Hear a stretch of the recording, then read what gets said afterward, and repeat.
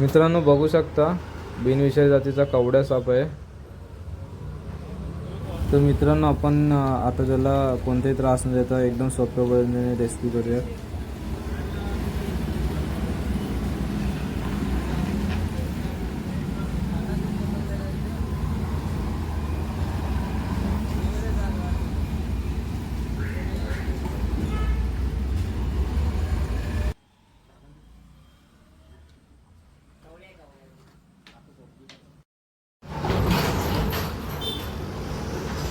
तर मित्रांनो आपण लगेचच त्याला रिलीज करण्यासाठी आलेलो आहोत। तर आपण आता त्याला इकडे रिलीज करूयात।